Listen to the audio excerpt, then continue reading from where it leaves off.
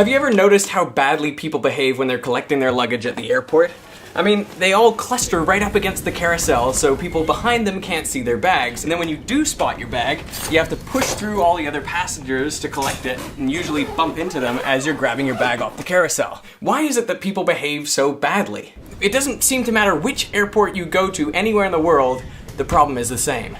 And this problem, believe it or not, is related to why trees are tall. Go with me on this. So why are trees this tall?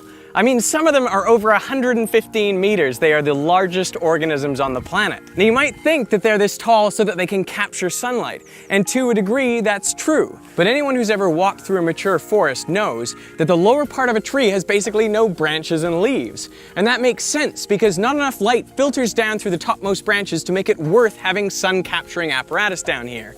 Over millennia, trees have evolved to put their energy where it yields returns, that is, in the canopy, and not where it doesn't.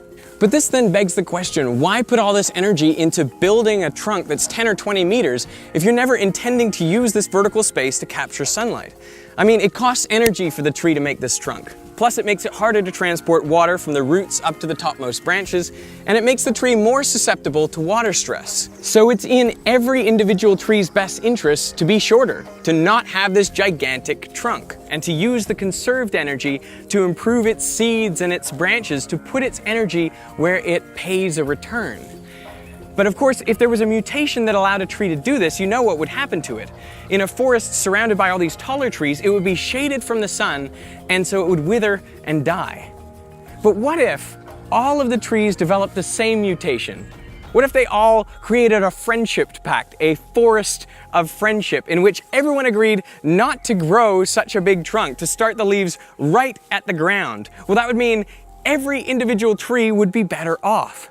The trouble is, this solution is not stable, because any tiny mutation that results in a tree that's slightly taller would advantage that tree. It would be able to capture more light and it would shade its neighbors, and so pretty soon it would have more offspring, it would come to dominate the forest.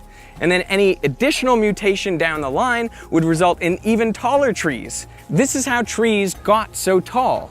I mean, they would keep getting taller until the cost of going one more foot is exactly equal to the benefits of collecting that additional sunlight.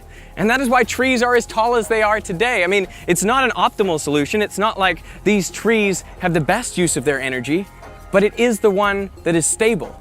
So the point is, although it's in every tree's best interest to be a part of this forest of friendship, it will never work. It'll never last, because any individual who gets a little bit taller is going to ruin it for everyone. And it's the very same thing where you go to collect your bags. I mean, if everyone could agree to stand a couple meters away from the carousel, everyone would have a good view of their bags and be able to easily step forward and collect their luggage. But of course, one person standing forward is going to block the view of people behind them, so everyone's going to rush forward. It's an unstable solution, just like the forest of friendship. So remember, next time you are frustrated collecting your bags at the airport, remember, trees know just how you feel.